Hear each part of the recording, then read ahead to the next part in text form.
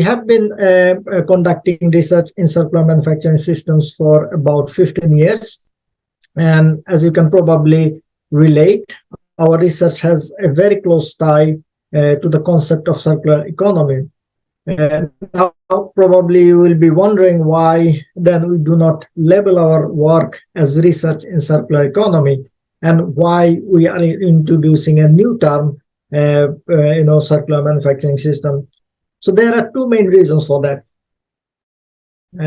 First, traditionally, we have been always collaborating with manufacturing industry, and by including manufacturing systems in our definition, we are making our research scope a little bit more concrete.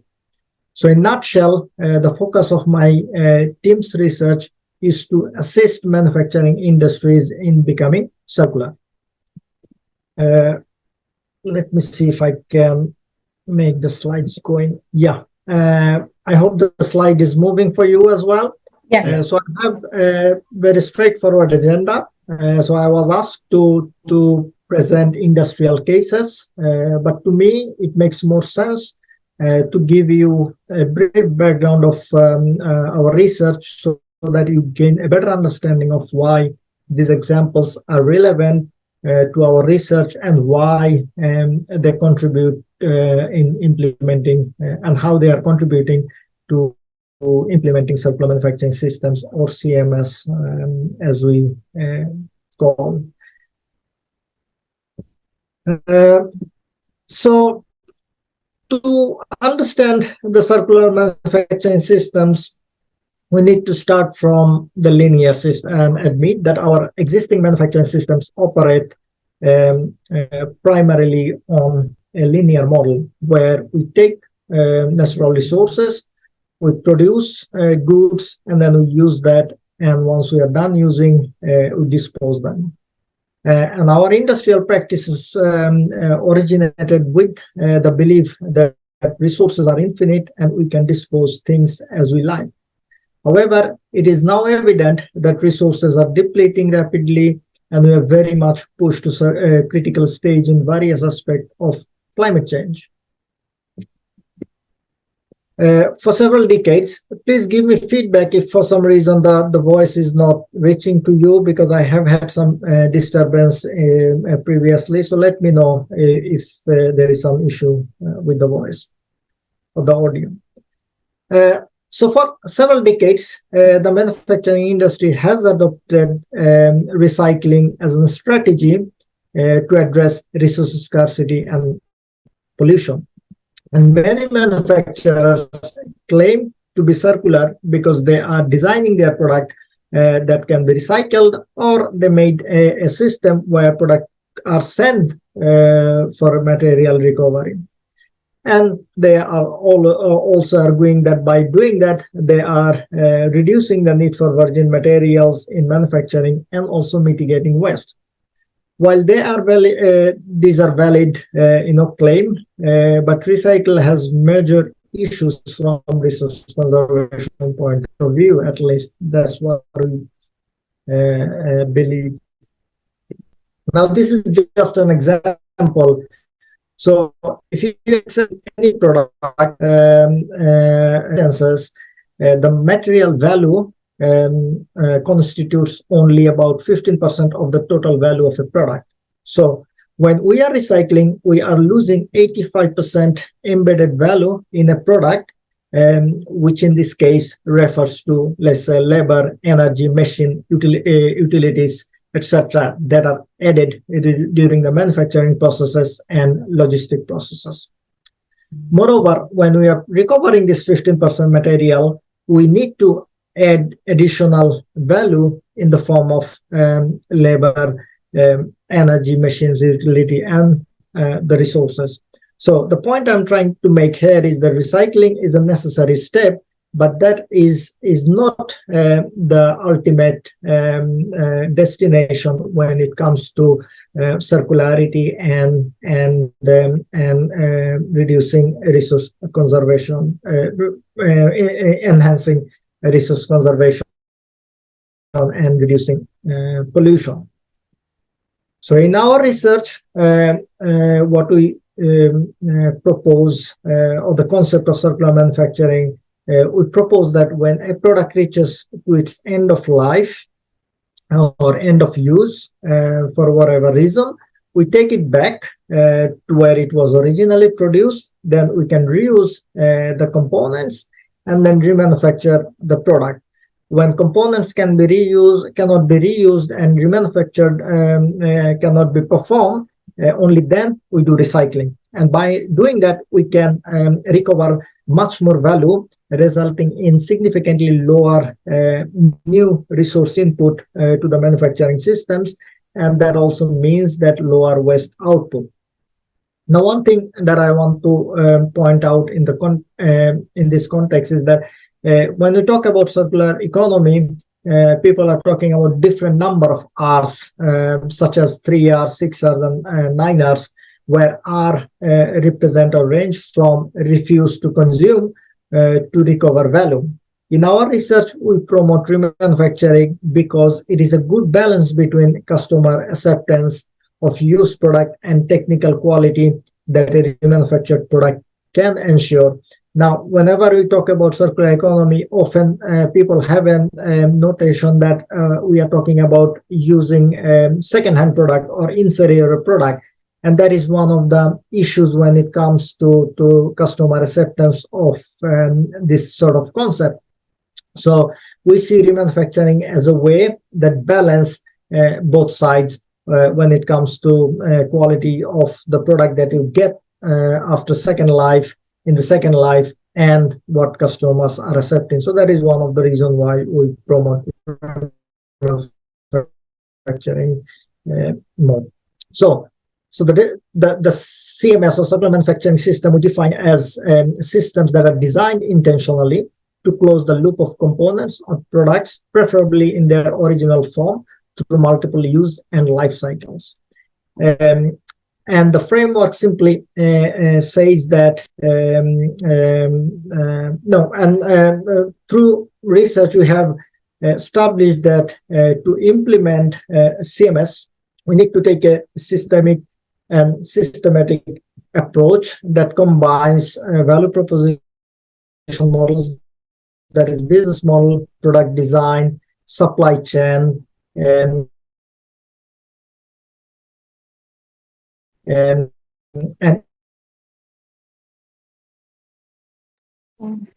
I think we lost your connection in between to reach the circularity goal.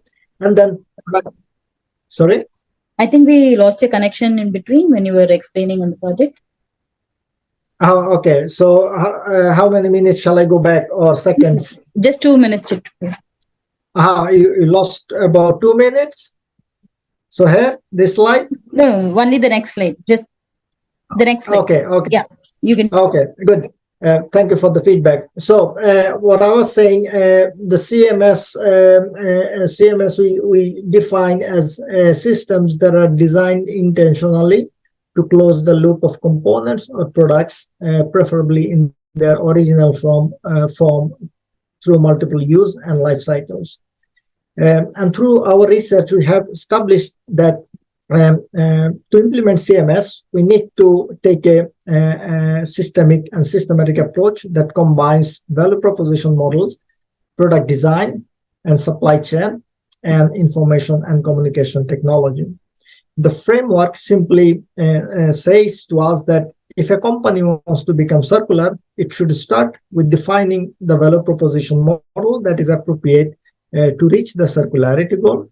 And then the product should be designed to fit that value proposition model. And then there should be a supply chain network that enable them to ensure smooth flow of products. And to manage all these three interdependent areas, we need to have information communication technology to support the operation. And we have been using this framework in our research, especially in recently concluded EU-funded research project called RECIPS. And I'll present two cases from that project. So to summarize the same CMS framework, or the main message of CMS framework, we say that reusing, remanufacturing, and recycling activities are integrated parts of the manufacturing systems, meaning that from the beginning, we should already have a good understanding or plan how different components or resources should be reused.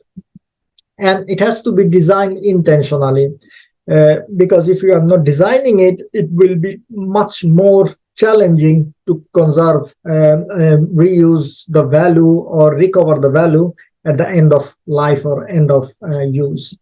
And I heard the previous speaker also talked about the scale.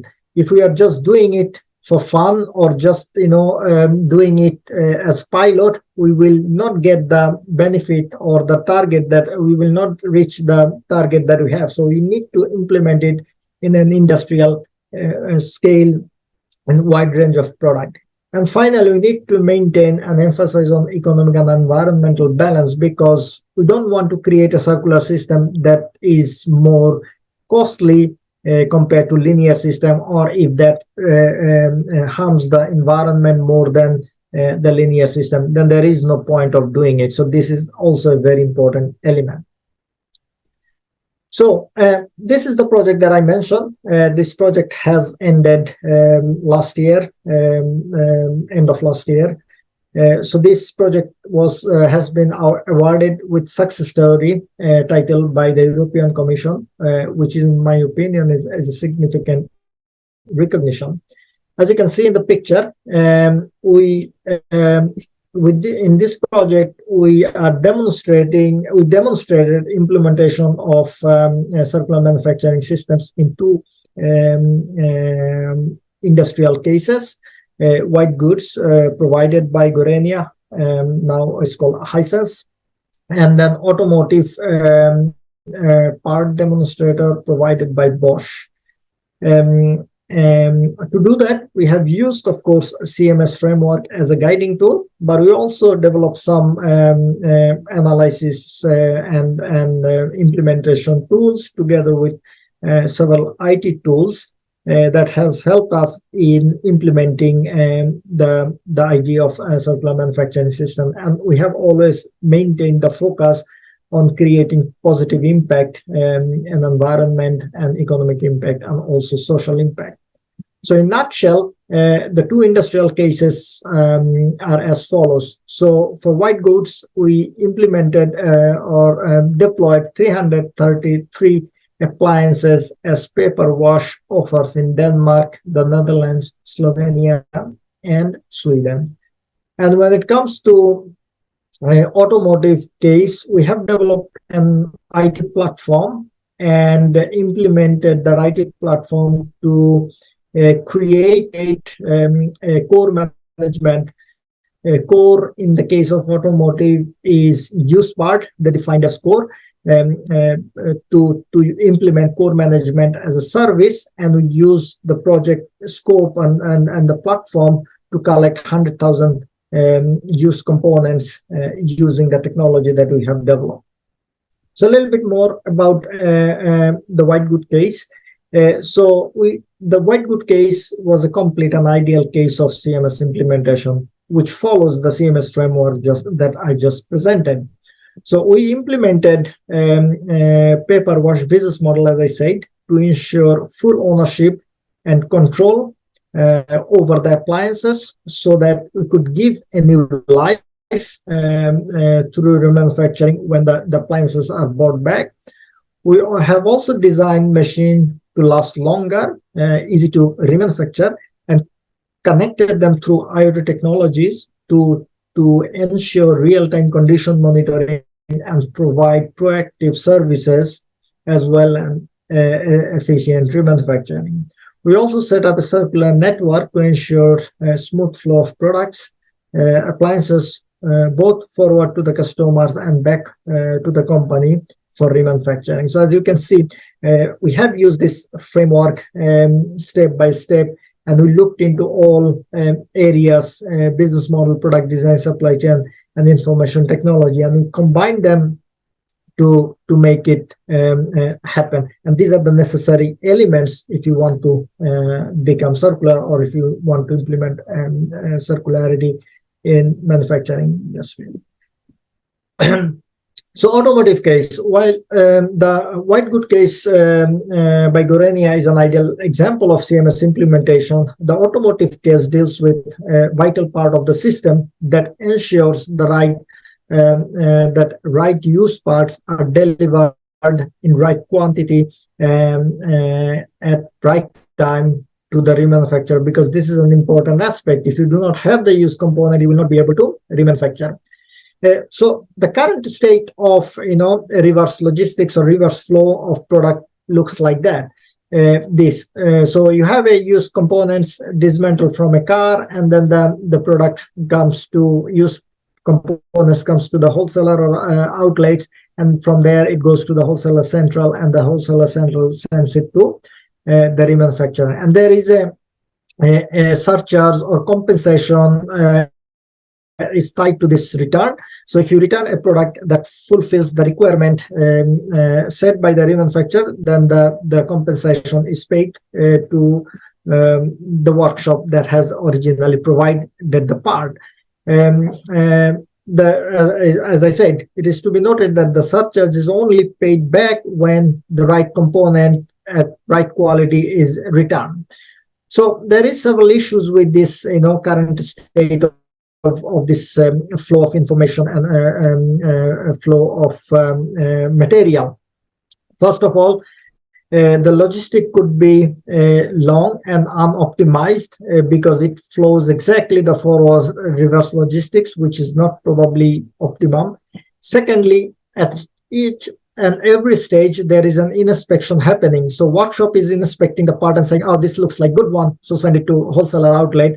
And the wholesaler does the same thing. And the central wholesaler does the same, and then remanufacturer also does the inspection. So at least 3 to 4 times inspection, but still wrong components are coming to remanufacturer, because these people that are doing this inspection, they are not very expert on the requirements that remanufacturers are putting.